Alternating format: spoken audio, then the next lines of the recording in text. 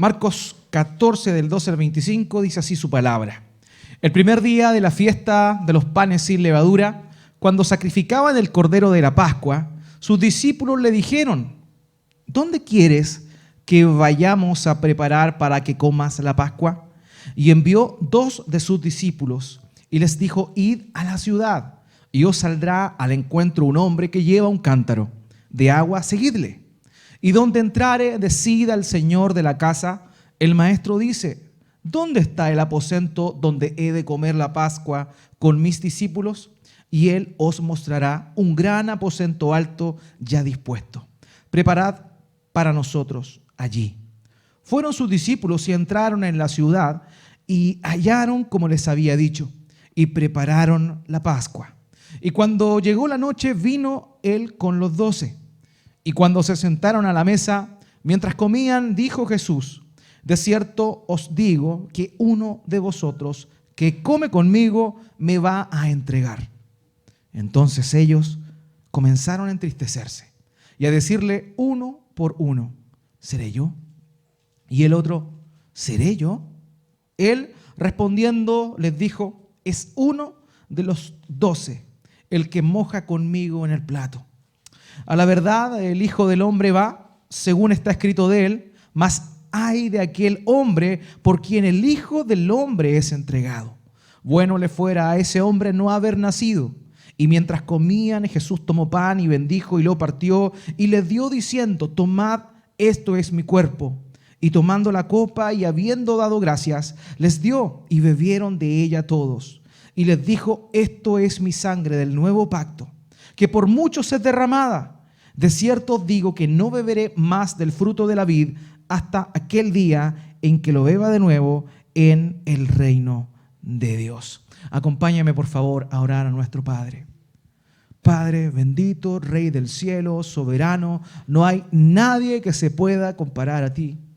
Mi Dios, y es maravilloso el hecho tan solo de pensar que habiendo sido criaturas tuyas y habiéndote fallado, siendo pecadores, tú has tenido bien enviar a tu Hijo, nuestro Señor Jesucristo, en muestra de un amor inefable, un amor que no puede describirse con palabras.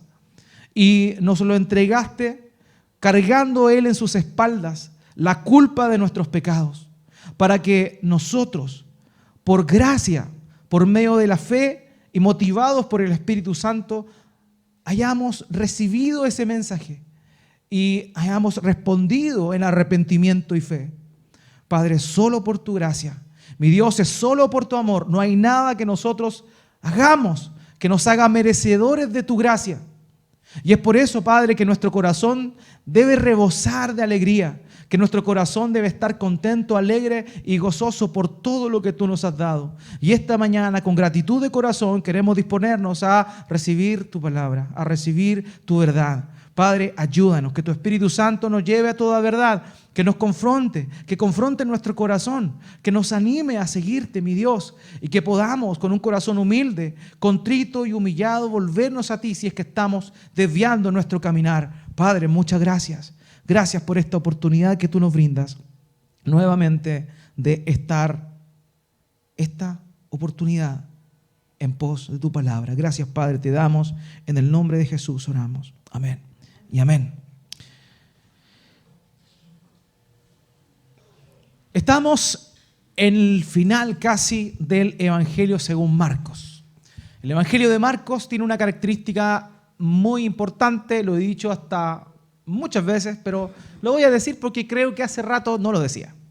El Evangelio de Marcos es un evangelio conciso, preciso, que más que detenerse en los discursos y enseñanzas que nuestro Señor Jesucristo pronunció, lo que más hace es enfocarse en su accionar. Por eso es que subtitulamos esta serie Cristo en acción, porque eso es lo que vemos justamente en el Evangelio según Marcos, a Cristo en acción, Él moviéndose.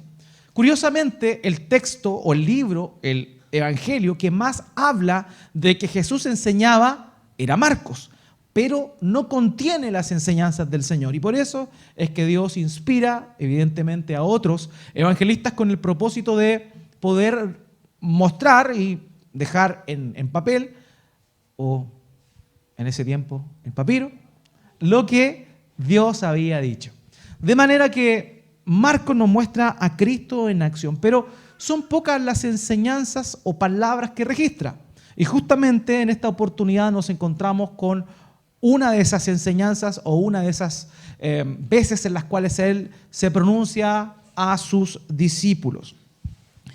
Y lo que nos encontramos ahora está circunscrito ya en el final del ministerio del Señor. Estamos hablando del último día de nuestro Señor, el último día en libertad, particularmente la última noche antes, horas antes de ser apresado. Todos, y yo creo que todos, hemos participado alguna vez en alguna reunión familiar, en alguna instancia que ha sido incómoda para nosotros.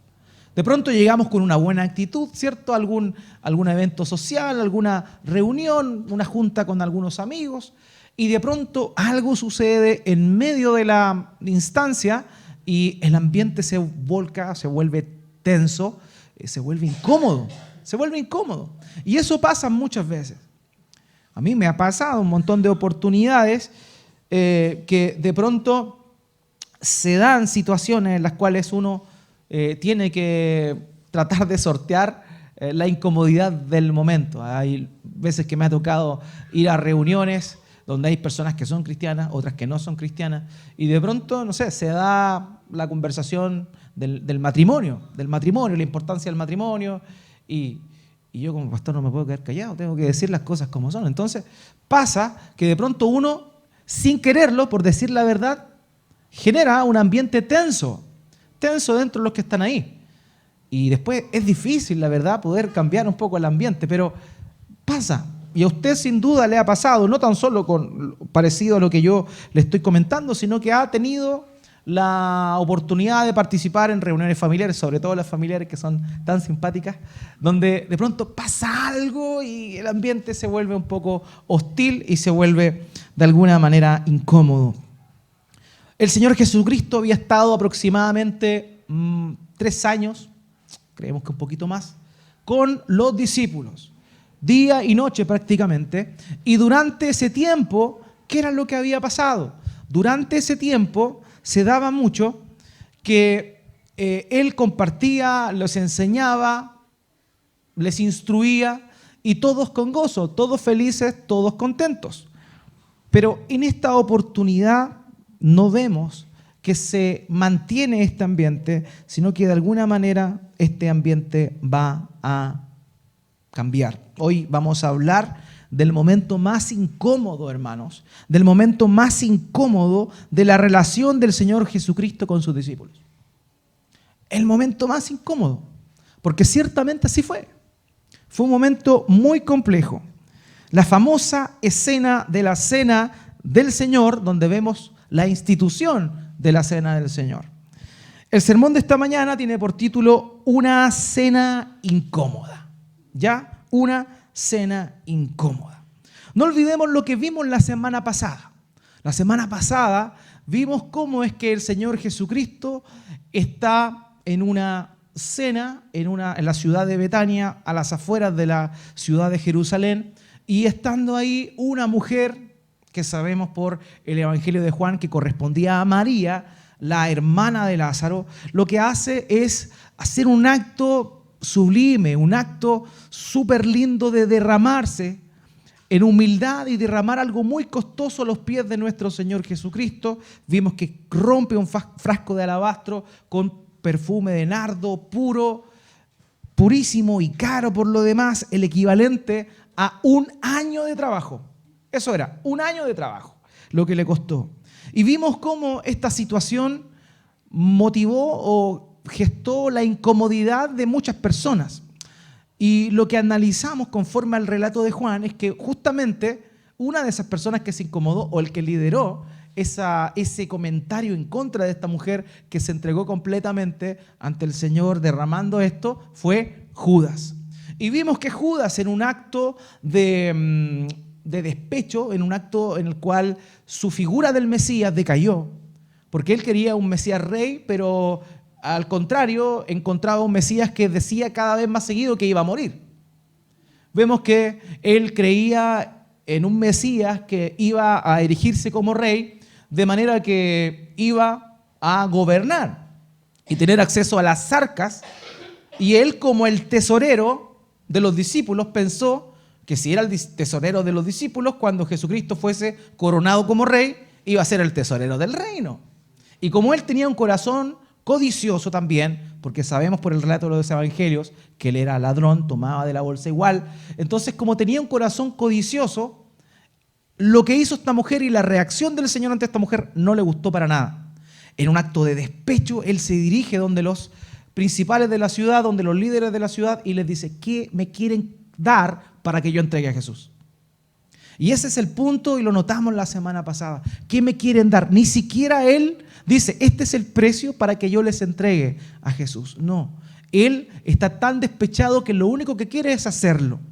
Y él dice: denme lo que quieran para que yo entregue a Jesús. Y ahí ellos establecieron el precio sin quererlo, sin desearlo, cumplieron lo que Dios había dicho en Zacarías, el profeta Zacarías, donde 30 piezas de plata sería el precio del siervo del Señor. Y justamente eso es lo que se dio. Y eso es lo que vimos nosotros. Vimos cómo es que Judas va al encuentro de estas personas y les dice: yo les voy a entregar a Jesús. Perfecto. Viene, y ahora nos situamos en el último día y nos encontramos con la fiesta de la Pascua. Y la fiesta de la Pascua era una fiesta muy importante, era de las 3 más importantes para la nación judía, y la característica que tenía es que debía realizarse o llevarse a cabo dentro de los límites de la ciudad. O sea, se ofrecía un sacrificio, pero este tenía que comerse dentro de los límites de la ciudad porque era parte de la costumbre. Entonces, ¿qué es lo que sucedía? Como venían peregrinos de todas partes, muchas personas tenían que buscar lugar donde poder servirse la cena de la Pascua, que era este acto que simbolizaba la liberación del pueblo hebreo de Egipto, ¿cierto?, por mano de Moisés. Entonces, ¿qué era lo que sucedía?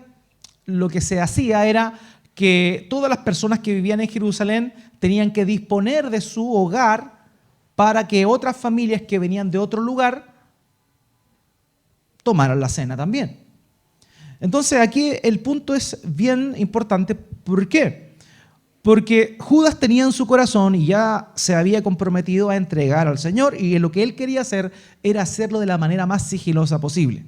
Eso es incluso una de las características de lo que él se comprometió, que nadie se diera cuenta porque no querían generar un alboroto. Entonces es aquí donde lo que hace el Señor es súper importante. Él manda a 2 de sus discípulos, sabemos por Lucas que esos 2 discípulos eran Juan y Pedro, los encargados de ir a buscar un lugar. Pero el Señor no les dice: vayan a la casa de Juanito Pérez. No le dice eso. Él le da ciertas indicaciones, hermano. Y esto nos muestra que en el plan divino, en el plan del Señor, estaba dado que Él fuese entregado después de la cena de la Pascua. Porque imagínense, si Él les dice: vayan a donde Juanito Pérez y pídale la casa, Judas hubiese sabido la dirección donde iba a darse la ceremonia de la Pascua. Por tanto, calladito, él podría haber ido donde los principales líderes de la ciudad y haberle dicho: está en la casa de Juanito Pérez. Por esa razón, él no dice dónde vas a hacer la cena, dónde va a realizarse esto, pero les da ciertas indicaciones, hermanos. Y aquí dice en el versículo 12, acompáñame por favor: el primer día de la fiesta de los panes sin levadura, cuando se sacrificaba el cordero de la Pascua, los discípulos le preguntaron a Jesús: ¿dónde quieres que vayamos y hagamos los preparativos para que coman la Pascua? Versículo 13, él envió a 2 de sus discípulos diciéndoles: vayan a la ciudad y allí les saldrá al encuentro un hombre que lleva un cántaro de agua, síganlo. La indicación que le da pudiese parecer para nosotros algo no tan importante, porque le dice: mira, vayan a la ciudad y cuando vean un hombre con un cántaro de agua, síganlo. Pero usted puede decir: bueno, pero quizá había muchos hombres que llevaban cántaros de agua. Pero la cultura en ese tiempo daba a la mujer de forma exclusiva esa labor. Y las familias que tenían dinero, las familias adineradas, eran aquellas que tenían esclavos o siervos, y en ese caso particular, los siervos eran los encargados de buscar el agua en los lugares donde se acumulaba. Por tanto, lo que hace el Señor no es decir, el primero que pillen, no, sino que era una señal característica, algo que era poco común, algo fuera de serie. Y saben una cosa, hermanos míos, eso nos muestra que el Señor Jesucristo tenía un verdadero y completo control de la situación. ¿Saben una cosa? Existen eruditos ateos que al leer la Biblia y ver a Jesús hablan del Jesús histórico. Y cuando hablan del Jesús histórico, dicen ciertamente o tristemente Jesús fue un buen hombre, un buen profeta, que su ímpetu le pasó la cuenta y sin querer empezó a comenzar a girar una rueda que lo aplastó. Él no quería generar tanto alboroto, pero tristemente le salieron las cosas mal y terminó siendo muerto. Pero lo que nosotros estamos viendo acá no es eso. No es que el Señor Jesucristo simplemente fue un profeta que empezó a hacer cosas y que el tiro le salió por la culata, la cosa se encendió. No, no es eso. Él sabía todo lo que iba a suceder. Él estaba dispuesto a que todo esto sucediera. Al Señor no lo tomó por sorpresa. Él sabía todo. Y sabe una cosa, Él planificó todo. Y esto no nos muestra a un Mesías débil, esto nos muestra a un Mesías fuerte, con un temple fuerte. Estamos hablando de las últimas horas de vida del Señor. Hagamos un ejercicio. Sabemos que hay muchas personas que mueren, todos vamos a morir. Una de las certezas de la vida es justamente que todos tenemos fecha de vencimiento, todos vamos a morir. Y es trágico y fuerte cuando alguien muere en un accidente, por ejemplo, de cualquier tipo, de una manera fulminante, donde nadie esperaba nada, ¿cierto? Eso genera dolor porque no se alcanzó a despedir las personas y eso es bastante doloroso. Pero en el caso de las personas de pronto que tienen la noticia de que tienen una enfermedad y están los días o meses que le quedan de vida, la gente comienza a vivir de una manera distinta. Empieza a valorar las cosas sencillas que antes simplemente despreciaba. Y comienza a poner las cosas en orden. Eso es lo que normalmente sucede, salvo algunas excepciones evidentemente. Pero cuando vemos esto acá, vemos que el Señor está en las horas más críticas de su vida. Queda poco para Él. Están los descuentos, minuto 90 más 1. Y Él, con un temple, con una determinación, continúa hasta el final con el propósito que el Padre, antes de la fundación del mundo, le había dado. Y este plan era llevar a cabo su obra. Entonces, hermanos, lo primero aquí es que nunca debemos ver al Señor Jesucristo como el pobrecito que le sobrepasó su mensaje. Él tenía todo bajo control, porque nuestro Señor Jesucristo es soberano. ¿Se acuerdan? Cuando vimos meses atrás que al principio de esa semana, cuando Él entra a la ciudad de Jerusalén, manda a sus discípulos a buscar un pollino, un burrito. ¿Y qué es lo que le dice? Entren a la ciudad y el primer burrito que ven ahí, díganle al dueño que el maestro lo necesita. Y lo que vemos acá es muy similar. Es muy similar. El lenguaje que se emplea acá y la petición que se ve acá es muy similar. Versículo 14 al 16. Y donde él entre, el que llevaba el cántaro de agua, díganle al dueño de la casa, el maestro dice, ¿dónde está mi habitación en la que pueda comer la Pascua con mis discípulos? Y él les mostrará gran aposento alto, amueblado y preparado. Hagan los preparativos para nosotros allí. Salieron pues los discípulos y llegaron a la ciudad y encontraron todo tal como él les había dicho y prepararon la Pascua. Hermanos queridos, al Señor no se le escapa nada. Ahora, podemos hacernos ciertas preguntas. ¿En qué momento el Señor se puso de acuerdo con este hombre para decirle que iba a ocupar su alcoba o su habitación? Porque entendamos que el aposento alto era el segundo piso de las casas de ese tiempo, el cual no era habitable, sino que se utilizaba normalmente como tipo de bodega y también con el fin de llevar algún tipo de celebración. Los más adinerados tenían un quincho arriba, llamémoslo en términos más contemporáneos. Pero ¿en qué momento el Señor Jesucristo se puso de acuerdo con este hombre para que cuando llegaran dos enviados del Señor, este hombre dijera, perfecto, sí, Sé de lo que me están hablando. Imagínese que llega a la puerta de su casa un día, un extraño, lo golpea y le dice, el Señor quiere que me pase el segundo piso.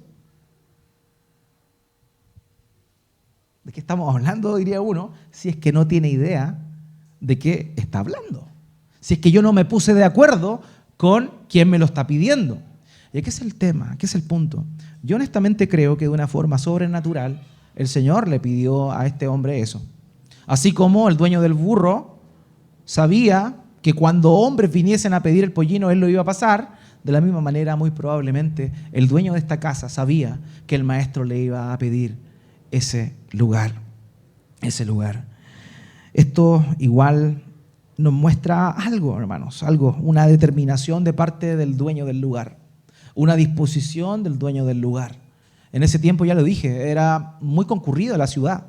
En ese tiempo, mucha gente demandaba lugares donde poder celebrar la cena. Pero él tenía ese lugar reservado para el Señor, ni siquiera para él mismo. Él lo tenía reservado para el Señor. Y cuando el Señor lo pidió, él inmediatamente reaccionó y dio aquello que le pertenecía a Dios. Y eso nos muestra algo en primera instancia. Muchas veces nosotros consideramos lo que tenemos nuestro. Hay una canción de Daniel Montero que yo me acuerdo, años atrás, mucha gente cantaba, llorando, derramada. Si todo es tuyo, si tú eres dueño de todo honor, la gloria y adoración. Todo es tuyo, cantaban, lloraban. Y después Dios demandaba un poco de su tiempo para un discipulado y no llegaban, pudiendo tenerlo. Muchas veces nosotros de la boca para afuera decimos, Señor, aquí estoy, aquí dispongo mi vida, dispongo mi tiempo, dispongo mis recursos, pero cuando llega Dios a pedírtelo, no tienes esa disposición. Y hablamos la semana pasada de la disposición de esta mujer de entregar lo más valioso que tenía. Lo más valioso que tenía.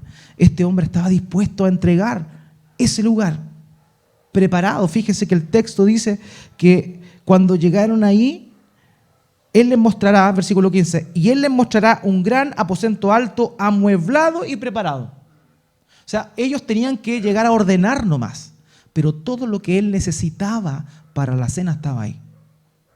Hermanos, debemos tener disposición, porque lo que tenemos no es nuestro, lo que tenemos es de Dios. Es que es con mi trabajo, sí, es con tu trabajo. Pero ¿sabes por qué tienes ese trabajo? Porque Dios te dio la preparación, la inteligencia y la salud para poder trabajar. Dios te quita esas cosas y no tienes nada. Hermanos, es muy importante que entendamos que todo es de Él. Nuestra vida es de Él.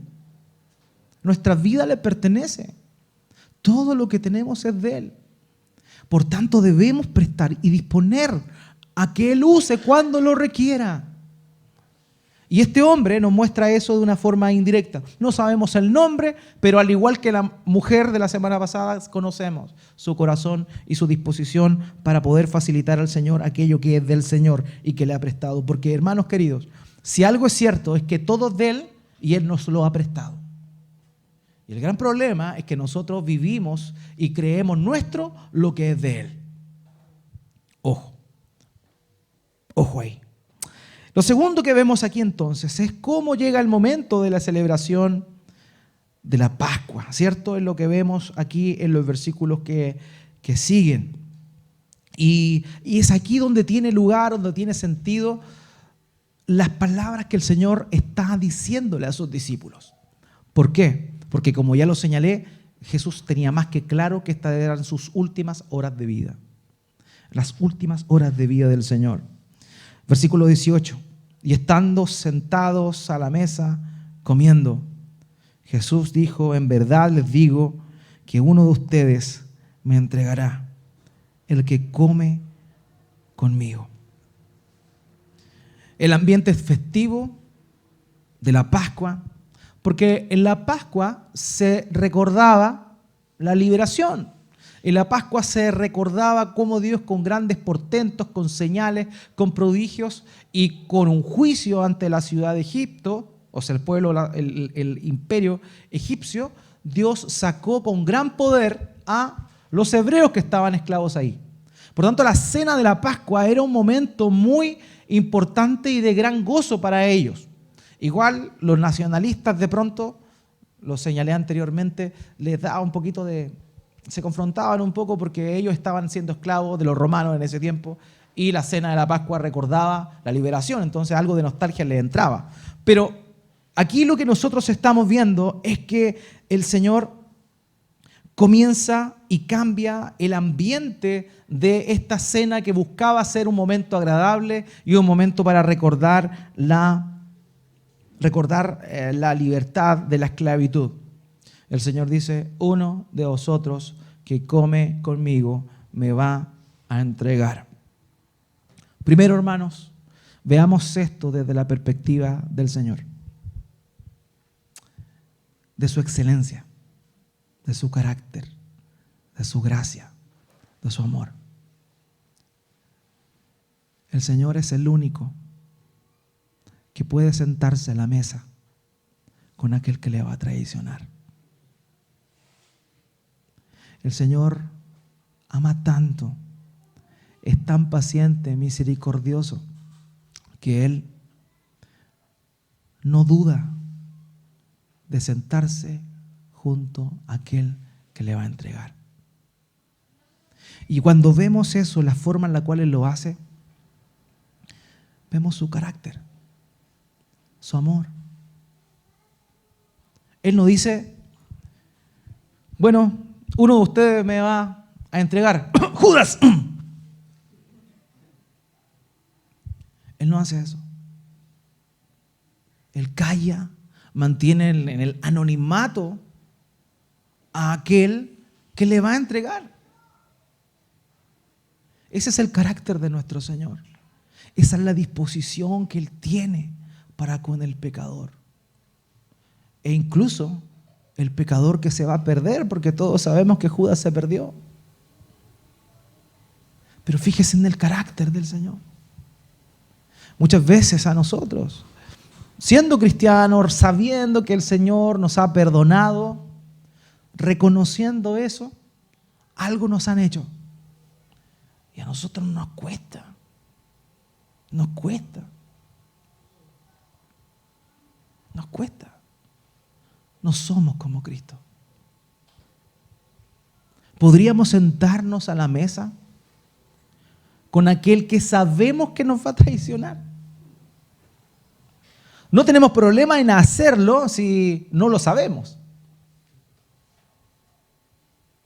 ¿Cuántas veces te has enterado de que X persona ha hablado esto de ti? ¿Y qué pasa la próxima vez que te encuentras con esa persona? ¿Cómo es tu actitud con esa persona? Hola, ¿cómo estás? Tanto tiempo, qué gusto verte. Supe que estabas hablando de mí. No, esa no es nuestra actitud. Hacemos la famosa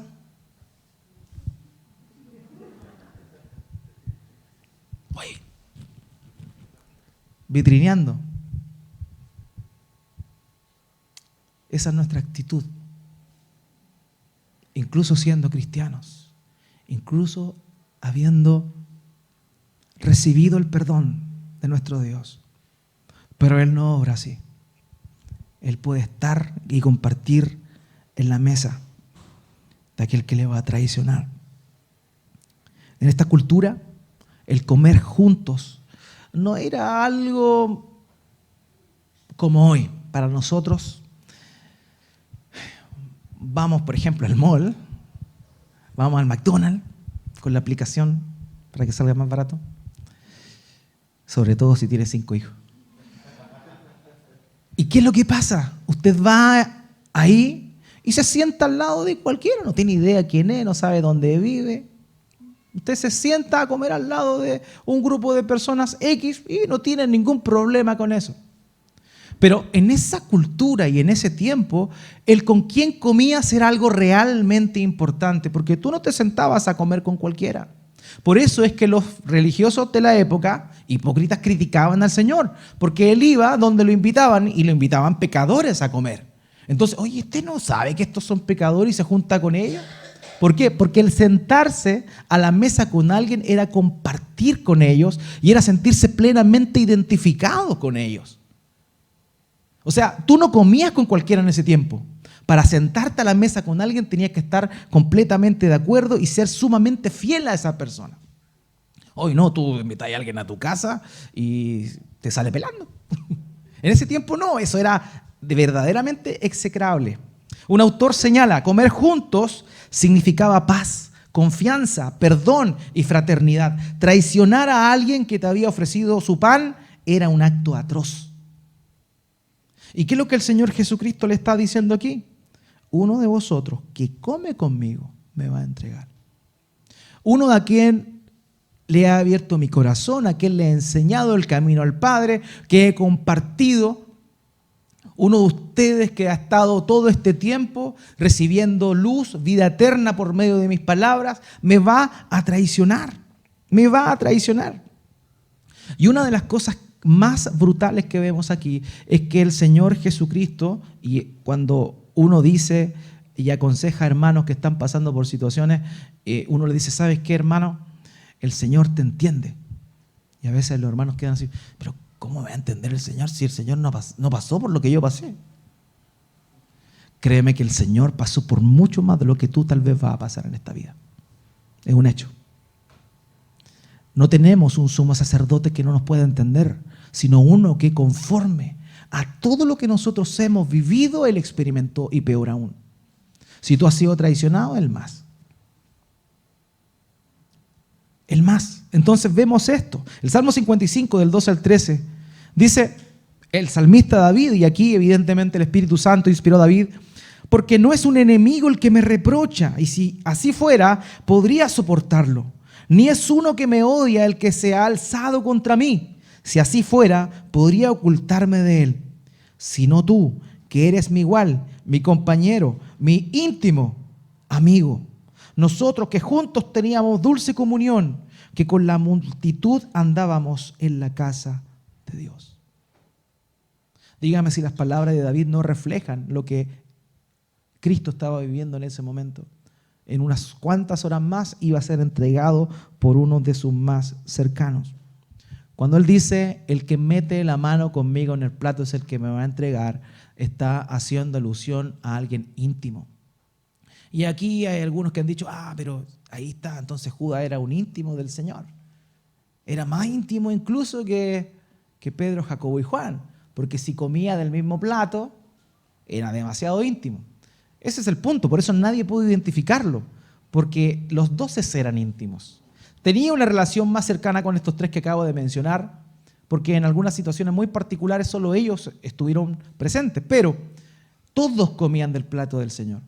Por tanto, podía ser cualquiera. Podría ser cualquiera. Y sin quererlo, nuevamente se estaba cumpliendo la palabra de Dios. Hermanos, la cantidad de promesas y profecías que se cumplen en Cristo, en su ministerio, incluso en estos detalles tan insignificantes al parecer y que están escritos en el Antiguo Testamento, nos muestran la fidelidad del Mesías que tenemos. Miles de años antes, Salmo 41, 1000 años particularmente, Salmo 41, 9, aún mi íntimo amigo en quien yo confiaba, el que de mi pan comía, contra mí ha levantado su talón. Esto no lo dijo el Señor, esto lo dijo David 1000 años antes del nacimiento del Señor. Vemos el cumplimiento, vemos cómo estaba perfectamente preparado todo según la providencia de Dios para que se llevara a cabo esto. Por tanto, cualquiera podía ser el traidor. Y eso los conmovió, eso los dejó para adentro. Eso los dejó plop y los dejó en un momento sumamente incómodo. Versículos 19 al 20, ellos comenzaron a entristecerse y a decir uno por uno, ¿acaso soy yo? Es uno de los 12, le respondió, el que moja el pan en el mismo plato que yo. El texto dice acá que todos se entristecieron Y esta expresión tiene la idea de estar afligido, triste, apenado, compungido. O sea, realmente el ambiente cambió de un ambiente jovial, de un ambiente de algarabía, tal vez, cambió a un silencio absoluto dentro del lugar. Ellos quedaron muy tristes. Y uno a uno comenzaron a decir, seré yo, Señor. Y aquí es donde yo me atrevo a pensar y a ir a esa escena. ¿Judas habrá manifestado la misma tristeza?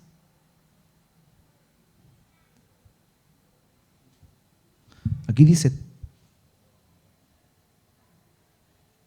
ellos comenzaron a entristecerse.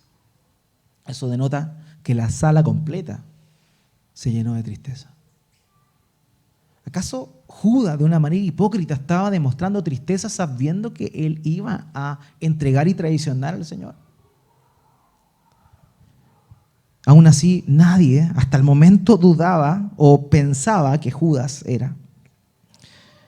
Y aquí está el punto, hermanos. La pregunta de estos hombres era sincera, era honesta. Ellos se pusieron tristes porque realmente les tocó la fibra la pregunta del Señor.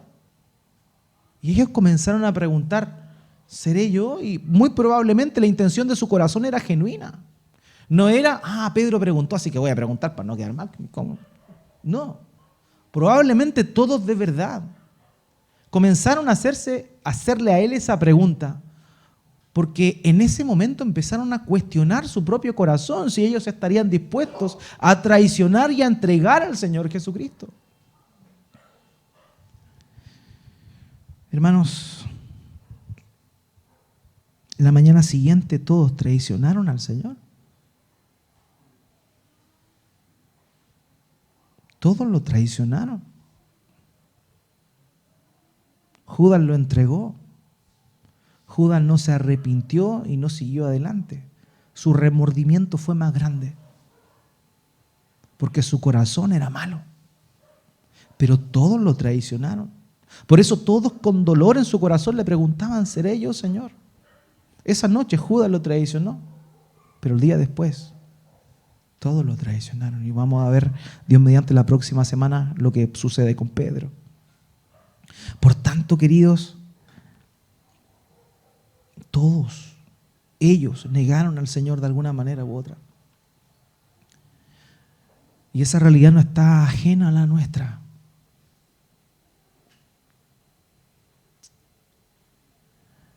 Hemos recibido tanto favor de parte de Dios, hemos recibido tanto amor, tantas cosas. Él nos ha provisto, Él ha respondido a nuestro clamor cuando hemos estado en situaciones muy profundas, muy malas. Y Él ha respondido y en ese momento estallamos de gratitud, pero basta un poquito de tiempo y nos olvidamos. Si usted no cree que eso es verdad, pregúntele al pueblo de Israel, que Dios lo había sacado de Egipto con grandes milagros, con grandes señales, dividiendo el Mar Rojo en dos. Cruzaron al otro lado y dijeron, no tenemos pan. Recién habían visto la liberación, recién habían visto cómo Dios les había provisto de salvación de una forma natural. Una columna de fuego les guiaba la noche, una columna de nube estaba con ellos también. La presencia de Dios estaba. Llegaron al otro lado, oye, aquí no hay pan.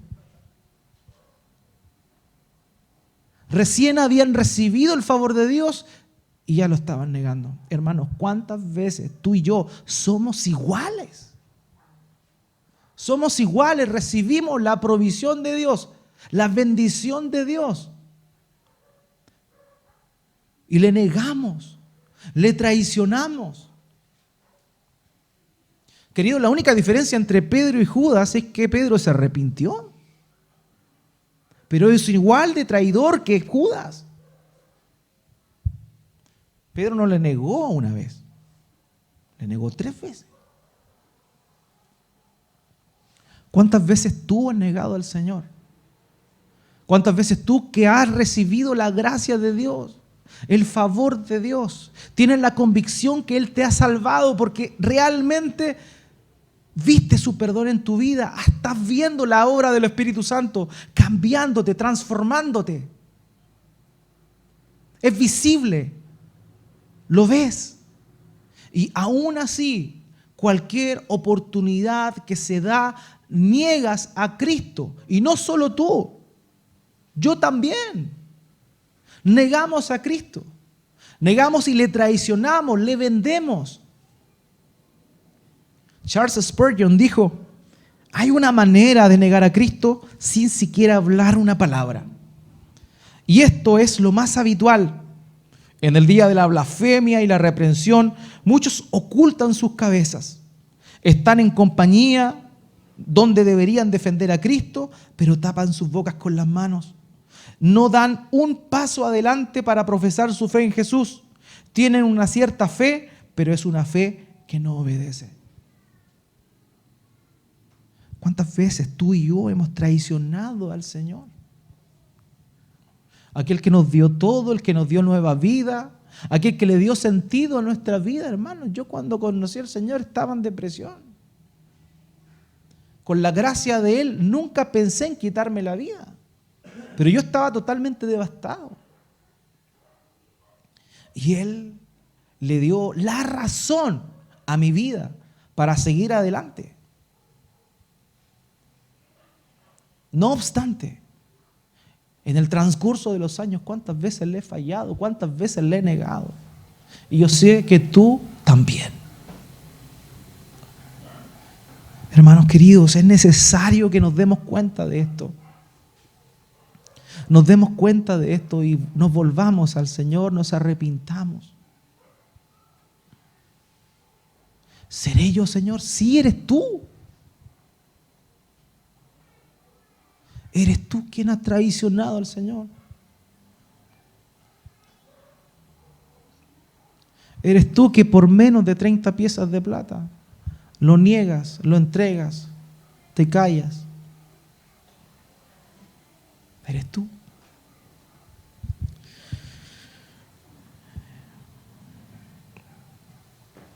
Y vemos aquí como Él entrega al Señor, como Judas dispone su corazón.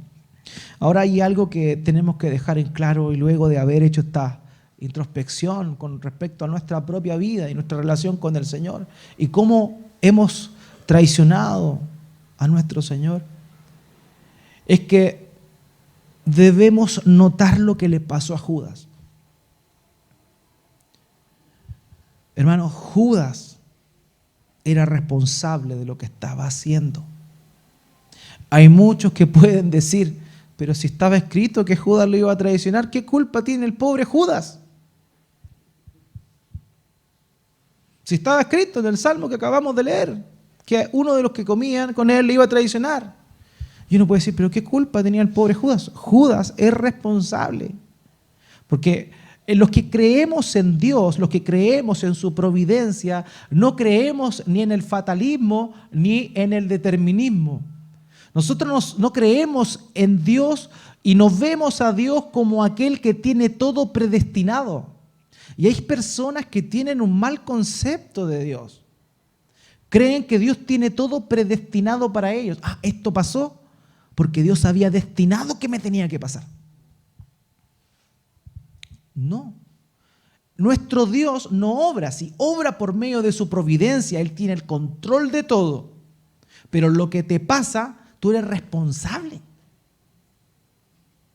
Tú eres responsable de lo que te pasa.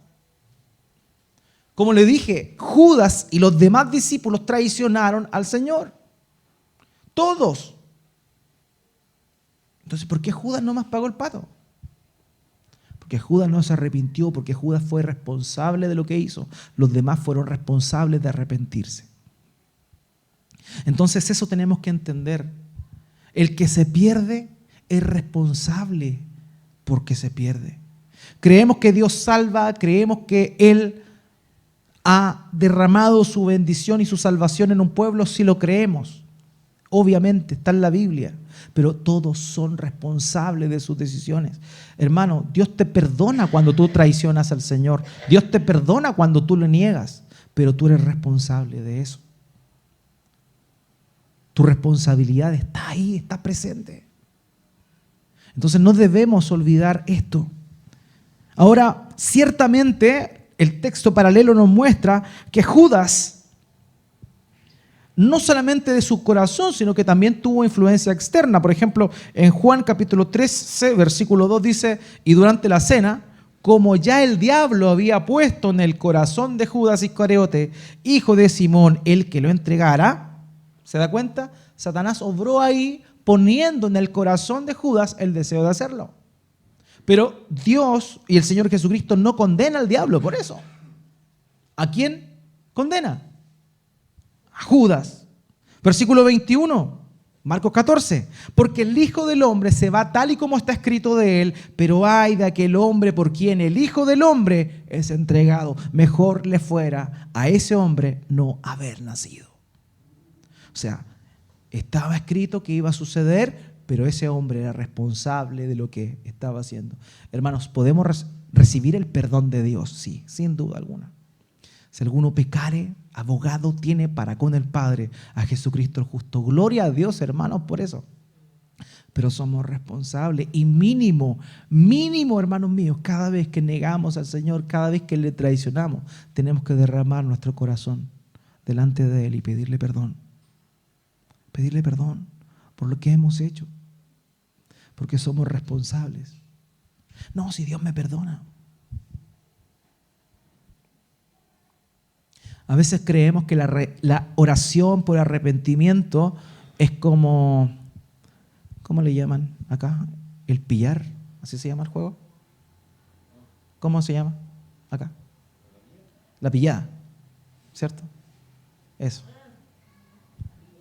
A veces creemos que termina nuestro día y vamos a orar, pedirle perdón a Dios y decimos, Señor, perdona mis pecados, amén.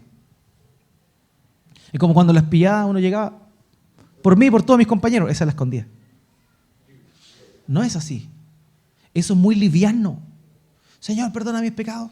Listo, sigo al otro día. Hermanos, no. No es así.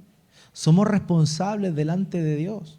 ¿Sabe? Dios va a perdonar todos tus pecados porque la sangre de Cristo los pagó si es que tú has sido salvado. Pero no podemos tomar el sacrificio del Señor a la ligera. No podemos ser tan insensibles ante la obra de Cristo de haberse entregado a tal punto y simplemente decir, Señor, perdona mis pecados. ¿Por qué? Porque tengo la certeza teológica de que Él ya los perdonó. No, Señor, yo sé que tú moriste por mis pecados pasados, presentes y los futuros, así que... Pero nos tiene que doler, porque somos responsables delante del Señor por eso. Lo he dicho, lo he mencionado. Si no fuera por la gracia de Dios, todos los que estamos aquí estaríamos en la horizontal. ¿De verdad? O sea, si Dios utilizara el criterio que utilizó con Ananías y Zafira, estaríamos todos en la cama de palo. ¿Por qué? Estamos vivos, si le hemos fallado tanto, si le hemos negado, y es porque Él tiene misericordia. Pero no nos aprovechemos de su misericordia. Volvámonos a Él de corazón, arrepintámonos de corazón, reconozcamos nuestra condición. Somos pecadores y necesitamos de su gracia. Pero no tomemos el sacrificio de Cristo a la ligera, porque a Él le costó todo. A Él le costó todo, hermano.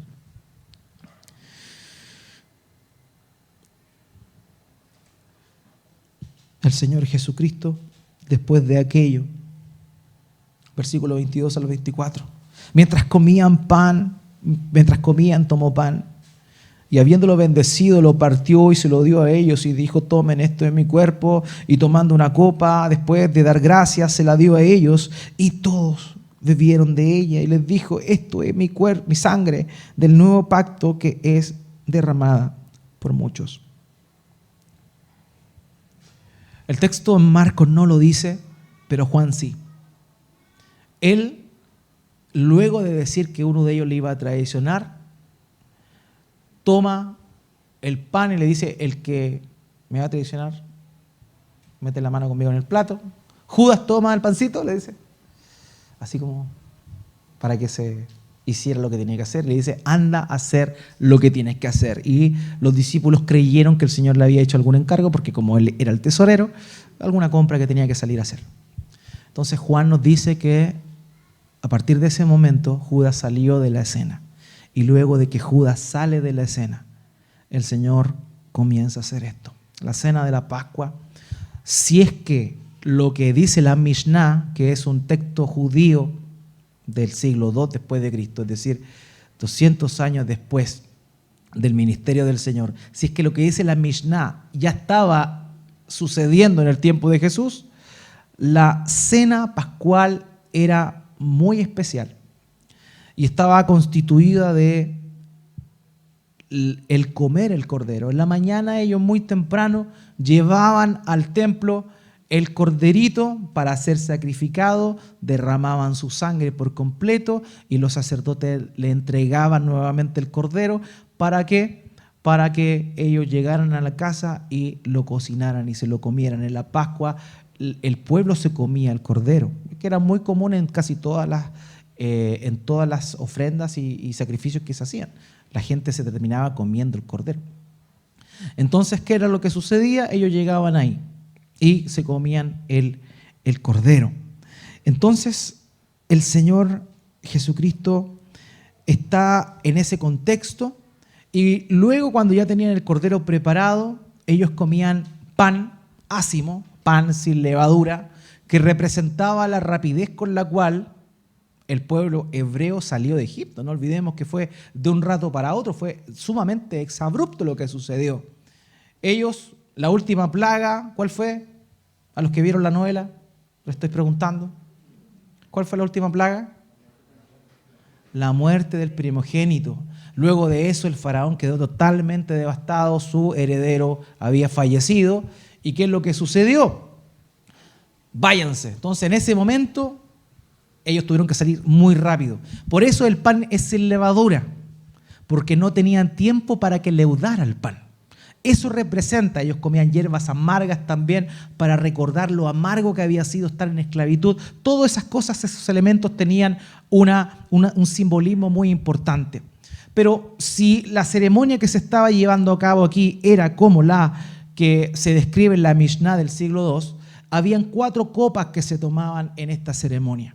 4 copas. En la primera copa, el padre de familia compartía con los presentes y el niño de la casa, el más pequeño, por tradición, no era que espontáneamente le surgiera, decía, papá, ¿qué estamos recordando? Entonces, el padre de familia tenía que contar, esto lo hacemos en memoria de lo que Dios hizo hace mucho tiempo atrás, cuando libró a nuestro pueblo, y esa era. Después venía otra copa, la tercera y la cuarta sucesivamente. Si esta práctica estaba siendo usada en el tiempo del Señor, lo más probable es que nos encontremos aquí en la tercera copa de esa ceremonia. El Señor Jesucristo dice aquí que les pide algo, hace algo realmente majestuoso, parte el pan, cosa que era muy común, muy habitual, lo bendice y se lo da a ellos y le dicen, tome, esto es mi cuerpo. La idea o lo que se está proyectando aquí es súper fuerte. Es súper fuerte porque cómanme. ¿Se acuerdan lo que dice Juan capítulo 5 cuando el Señor Jesucristo habla y hace alusión de esto? Él dice, el que no coma mi carne y no beba mi sangre no puedes heredar el reino. Juan capítulo 5. Y dice que la gente se volvió loca, los que estaban ahí. ¿Cómo pide que beban su sangre? ¿Por qué? O que coman su cuerpo, un acto de canibalismo, un acto impuro, totalmente execrable para la visión de los religiosos. Lo que el Señor Jesucristo está pidiendo aquí es algo que estaba totalmente fuera de los cánones, pero no por la literalidad, porque eventualmente no estaba hablando de forma literal, sino de una manera simbólica, lo que iba a representar esos elementos que ellos estaban comiendo y tomando ahí. Pero lo que le está diciendo él es algo brutal. Le está diciendo, cada vez que hagan esto. Acuérdense cómo mi cuerpo fue entregado por ustedes y cómo mi sangre va a ser entregada por ustedes. Para nosotros que leemos este texto, luego de la obra de Cristo y más de 2000 años después, no tenemos problema con esto. Pero para los discípulos que todavía no habían visto la obra de Cristo, era evidentemente una incógnita. ¿Qué está hablando el Señor? ¿Qué está diciendo? Más encima, Él está diciendo y empleando elementos que suenan tan comunes. Y el propósito que Él tiene es súper fuerte, súper grande. Porque Él tenía carne de cordero ahí. Pero Él no le dice, cada vez que partan la carne de cordero, acuérdense de mí. Él le dice cada vez que partan el pan. Y el pan era algo tan común, que el día de hoy también es común, si no, no estaríamos así. Era algo tan común, hermanos. El Señor le está diciendo, cada vez que coman pan, acuérdense de mí. Los abuelitos decían, no tiren el pan porque es la carita de Dios. No sé si escuchas. Hermanos, ¿nos acordamos del sacrificio de Cristo tan cotidianamente como cuando comemos pan? ¿O los de aquí son ketogénicos y no comen pan?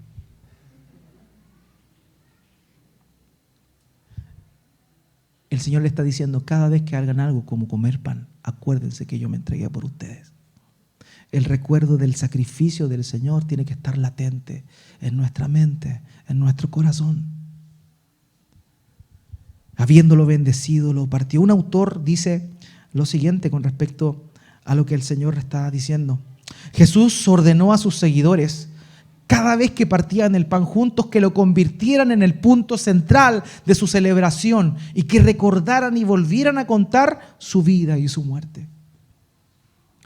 Hermanos, debemos recordar la obra de Cristo siempre, siempre. Es triste, pero hay iglesias que solamente se acuerdan de Cristo para Semana Santa, de la muerte de Cristo. Todo el año puro coaching. Qué entretenido, si hasta a mí me entretiene.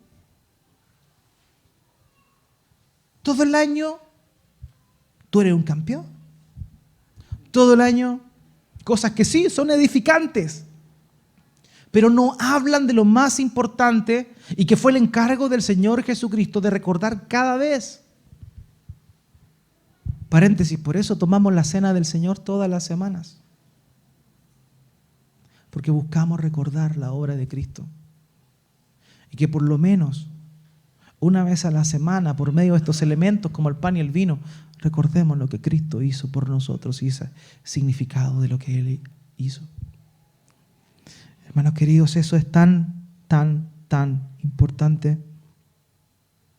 Él escoge el pan para representar su cuerpo como algo común, algo cotidiano para que nosotros recordáramos,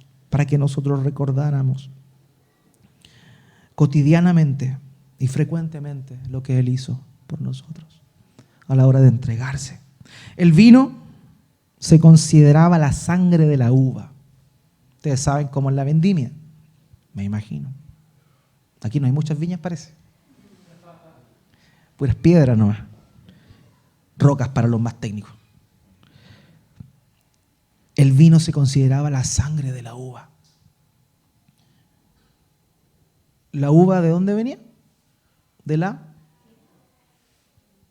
¿Cómo se llama el fruto, el árbol de la uva? La parra. ¿Y cómo se le conoce también otro nombre que aparece en la Biblia? La vid. ¿Y quién dijo yo soy la vid? Jesús es la vid. El vino es la sangre de la vid. Jesucristo, con todo esto que está implementando, está haciendo que sus discípulos nunca olvidaran lo que Él hizo por ellos. Por eso es tan importante, queridos, que recordemos la cruz. No solo para Semana Santa. Quedan pocas semanas y justo va a coincidir. No es una coincidencia, es una diosidencia, ¿se le dicen? Que justo va a caer de la muerte del Señor cuando estemos en Semana Santa. Pero no es solamente un tema para hablar en Semana Santa. La cruz de Cristo y su obra tiene que estar presente siempre en nosotros. Siempre, amado. No nos olvidemos de Él. Y Él dice que ellos debían beber esa copa. En ese tiempo no habían tantas copas como ahora. De hecho, tener una copa era un lujo. Y utilizaban en esa festividad una sola copa. Y compartían la copa. Y eso era un sinónimo también de tener una estrecha relación, un mismo sentir, una unidad. Cuando ellos están comiendo el pan juntos y tomando la copa juntos, ellos están aceptando junto con Cristo el mismo destino que a Él le esperaba. Cuando Él le dice, coman este pan y Él lo parte, tomen este vino y Él lo entrega, Él está diciendo, háganse partícipes conmigo de todo, tanto de su vida como también de su muerte. Y nosotros sabemos cómo es que murieron los discípulos de Cristo, entregando su vida, al igual que nuestro Señor lo hizo. Por tanto, si aceptamos tener comunión con Él, en su bendición, en recibir la salvación, también tenemos que aceptar que debemos dar la vida por Él. ¿Y sabe qué? Muchas veces nosotros decimos, sí, estoy dispuesto a dar mi vida por Cristo. Estoy dispuesto a dar mi vida por Cristo. Nunca le negaría. Muchos dicen eso. Muchos dicen eso. Pero del dicho al hecho hay mucho trecho. Y tristemente es lo que sucede. Hermanos, no todos vamos a morir martirizados. Ahora sí se da, gloria a Dios por ello. Pero sí todos estamos llamados a dar la vida para Cristo. Quizás no vamos a morir por causa del nombre de Cristo, pero sí debemos vivir por causa de ese nombre y para ese nombre. Debemos vivir para el Señor. Y Él dice aquí y utiliza la festividad de la Pascua con un propósito muy importante. El derramamiento de sangre era una evidencia de un compromiso mayor. Y aquí cuando habla de la sangre, el Señor Jesucristo dice claramente, esto es mi sangre del nuevo pacto que es derramada por muchos. La sangre de Cristo, el vino representado ahí, la sangre, habla de esa consagración del nuevo pacto. No un pacto como el antiguo que estaba en función a elementos como los propios animales que se sacrificaban. No, ya no hay animales que se sacrifican. Es Cristo, el Hijo de Dios, es el que sacrifica. Y esa sangre no es la sangre de cualquier animal, es la sangre del Hijo de Dios. Como dijo Juan el Bautista, el Cordero de Dios que quita el pecado del mundo. Queridos, eso es lo que significa un nuevo pacto. Antes se consagraban los pactos con sangre. En Éxodo capítulo 24, versículo 8, se muestra cómo luego de hacer el pacto Dios con el pueblo, Moisés derrama sangre. Moisés tomó sangre y la roció sobre el pueblo. Y dijo, esta es la sangre del pacto que el Señor ha hecho con ustedes, según todas estas palabras. Pero esa sangre era sangre de animal. Ahora, este nuevo pacto no es con sangre de animal. Es con sangre del Cordero de Dios que quita el pecado del mundo, nuestro Señor Jesucristo. Y todo esto, amados míos, es una representación para decirnos que todo lo que se habló en el Antiguo Testamento era una directa alusión a lo que Cristo iba a hacer. El apóstol Pablo dice en 1 Corintios capítulo 11 que Cristo es nuestra Pascua. Cristo es nuestra Pascua. Esa Pascua apuntaba a lo que Cristo iba a venir a hacer. El nuevo pacto prometido en el Antiguo Testamento, en Jeremías capítulo 31, versículos 31 al 34. Vienen días, declara el Señor, en que haré con la casa de Israel y con la casa de Judá un nuevo pacto, no como el pacto que hice con sus padres el día que los tomé de la mano para sacarlos de la tierra de Egipto. Mi pacto que ellos rompieron, aunque fui un esposo para ellos, declara el Señor. Porque este es el pacto que haré con la casa de Israel. Después de aquellos días, declara el Señor, pondré mi ley dentro de ellos y sobre sus corazones la escribiré. Entonces yo seré su Dios y ellos serán mi pueblo. No tendrán que enseñar más cada uno a su prójimo y cada cual a su hermano, diciéndole, conoce al Señor, porque todos me conocerán, desde el más pequeño de ellos hasta el más grande, declara el Señor. Pues perdonaré su maldad y no recordaré más su pecado. Ese nuevo pacto es el de que estamos hablando. El nuevo pacto que Dios promete en Jeremías es el que cumplió en Jesucristo y del cual tú y yo somos hoy día beneficiarios. Somos beneficiarios de ese pacto que Cristo hizo derramando su propia sangre y entregando su propio cuerpo a nuestro favor. Hermanos míos, una sangre derramada para el perdón de nuestros pecados. El perdón de nuestros pecados, tus traiciones, mis traiciones. Dios las perdona, pero no simplemente haciendo vista gorda, sino cargando esa culpa que tú y yo tenemos en Cristo. Cada vez que pecas, cada vez que peco. Eso significa uno de los sufrimientos que el Señor Jesucristo tuvo que lidiar para que tú hoy día seas perdonado. Eso es la sangre del nuevo pacto. Mateo 26, 28, el texto paralelo. Porque esto es mi sangre del nuevo pacto que es derramada por muchos para el perdón de los pecados. Amén. Nuestros pecados, hermanos, han sido perdonados si hemos creído en el Evangelio, si nos hemos arrepentido, pero a un alto precio, a un alto costo. Y este fue la entrega absoluta y completa de nuestro Señor Jesucristo por nosotros. Qué maravilloso. El texto continúa y dice el versículo 25: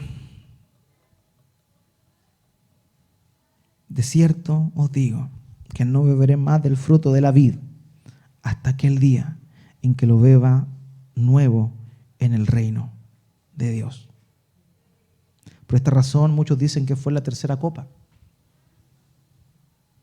¿Por qué no tomó la cuarta? Porque la cuarta la está guardando para cuando vuelva por segunda vez a establecer su reino y estar con los suyos definitivamente. Esta conversación que el Señor Jesús tuvo con sus discípulos fue una conversación fuerte. Mucha información, mucho sentimiento, mucha reflexión, pero hay una hermosa promesa. Una hermosa promesa. Él ha prometido estar y cenar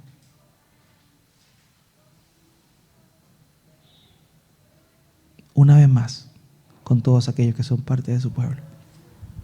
Quizá tú y yo no estuvimos en esa cena, no tuvimos el privilegio de contemplar al Señor en su ministerio terrenal, pero hay una promesa maravillosa de que aunque no la hayamos visto, cuando Él vuelva en su reino, celebraremos con Él, nos sentaremos a su mesa, compartiremos su copa, ya no con el pecado, ya no con esta naturaleza que nos tira para abajo, sino con una nueva naturaleza, para estar junto a Él, contemplar su magnificencia y darle gloria por siempre. Ni tú ni yo estuvimos ahí, pero por gracia de Él estaremos allá. Y el Señor cumple su promesa. Apocalipsis capítulo 19, versículo 9. Y el ángel me dijo: escribe, bienaventurados los que están invitados a la cena de las bodas del Cordero. Y también me dijo: estas son palabras verdaderas de Dios. El Señor Jesucristo cumple su promesa. Cada vez que hacemos la cena del Señor, no solo estamos recordando lo que Él hizo por nosotros, derramándose y entregándose, sino que también recordamos, anunciamos y proclamamos que Él va a volver y que volveremos a cenar con Él. Cristo murió, resucitó, ascendió, pero Cristo volverá. Amén. Amén. Hermanos, el camino que nos queda por delante no es fácil. No es fácil. Las cosas no se van a poner fáciles. No se van a poner fáciles. Van a ser cada día peor, más difíciles. Pero el Señor está con nosotros. Y nuestra certeza es que volveremos a verle, estaremos con Él y que cenaremos con Él. Amén. Que sea nuestra esperanza. Oremos al Señor.